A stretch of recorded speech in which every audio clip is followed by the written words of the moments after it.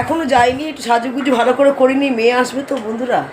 শাড়িটা কোনো রকম পরেছে, মেয়ে শাড়ি ঠিকঠাক করে পরে দেবে, হাড় পাড় পরতে পারছে না, গা জ্বালা করছে।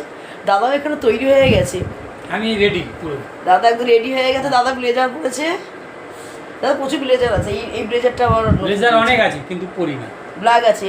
এই আজকে বললো, দিদি বললো যে ব্লেজার পরা আছে, চলো তাহলে ব্লেজার পরেই যাই আজকে। আমি বন্ধুরা আমার তো বিয়ে অনেক নেমন্তন্নও ছিল, বিয়ের বাড়িতেও যেতে পারলাম না, আপনারা তো জানেন। আর আজকে যাওয়ার আমার মানে কি বলবো জানি না, শরীরটা আজকে ভালো লাগলো কেন। দিদিকে নিয়ে যাচ্ছি খুব রিস্ক, উতাল পাতাল যায়, যেতে বলেছে, না গেলেও হবে না, মানে ছেলের বন্ধুর বিয়ে বারবার করে বলে গেছে। দিদির তো শরীর খারাপ, তবুও তো রিস্ক করে নিয়ে যাচ্ছি। আমি বললাম যে বেশিক্ষণ থাকবো না, 8 ঘন্টা থেকে চলে আসবো। বলছে চলো তো আগে যাই। সিম্পলভাবে যাচ্ছি বন্ধু, সাজগোজ করতে পারছি না কারণ ঠিক মতো, তাই এটা আমার কাছে হেভি সাজগোজ হয়ে গেছে। যেহেতু গা জ্বালা করছে, মেডিসিন খাচ্ছি তো, তার ইঞ্জেকশনের একটা প্রভাব শরীরের মধ্যে হয়তো রয়েছে, ব্লাড দিয়েছে, গা জ্বালা পোড়া করছে, ওই জন্য হালকা একটা দুল পরেছি। আর চুড়ি পরিনি, এই একটা চুড়ি, সোনার চুড়ি পরেছে, একটা পলা, আর কিচ্ছু পরিনি। আর একটা হালকা হার মধ্যে পরেছি, এটা মেয়ে এসে ঠিকঠাক করে দেবে।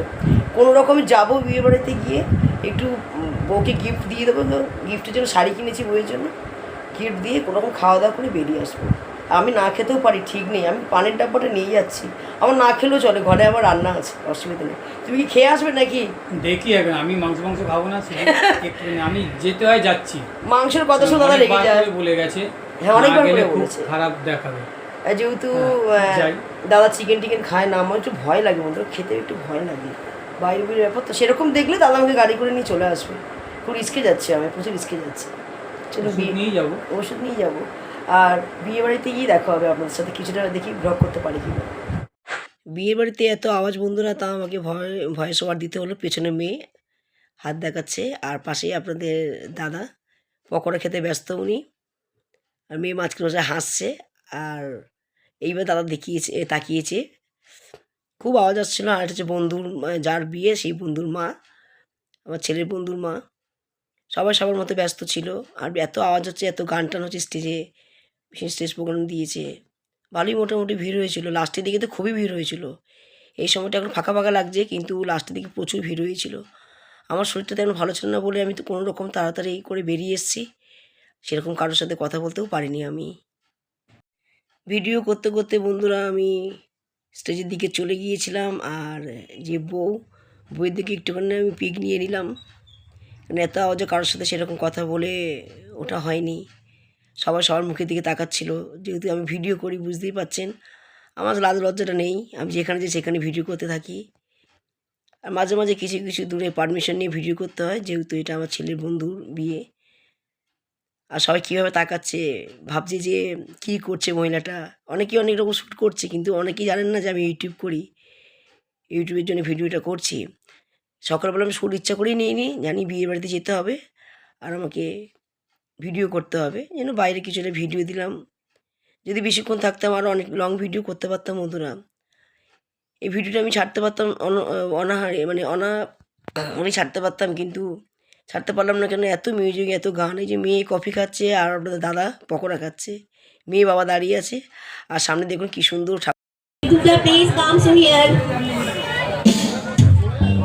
বাইরে যাচ্ছে, বাইরে আমি আর মেয়ে, ভীষণ আওয়াজ আসছে, কপিরাইট হয়ে যেতে পারে।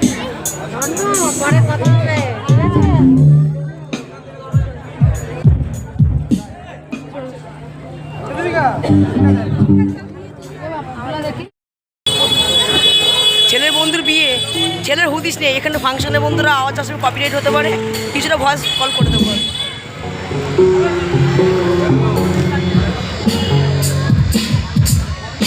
মেয়ে আর আমি বাইরে চলে এসেছি, ভীষণ আওয়াজ আসছে, ছোটো আবার ভিতরে যাওয়া যাক।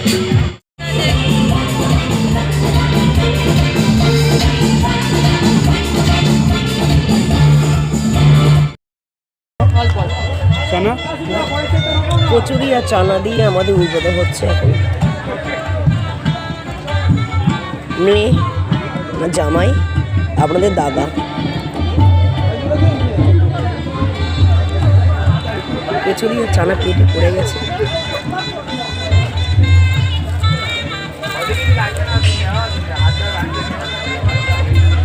তাড়াতাড়ি বসে পড়েছে বলবো, ওরা প্রচুর লোকজন আছে তো। কিছু বলবি?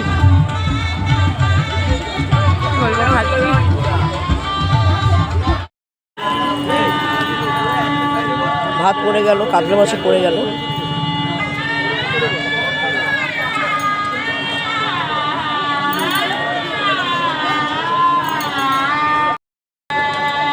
একটা আওয়াজ আসবে, যেরকম ঘামছি বন্ধু, দেখুন একদম প্রচুর ঘামছি বন্ধুরা। দিয়ে তো একটুখানি।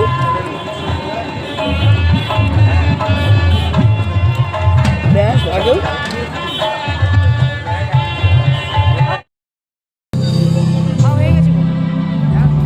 ভালো আয়োজন, সত্যি খুব ভালো আয়োজন করেছে। আমার তো আসার কথা ছিল না, না লাগবে না দাদা, আসার তো কথা ছিল না। বাবা মা বললো, অনেকবার করে ফোন করে এসেছি, ভালো আয়োজন করেছে।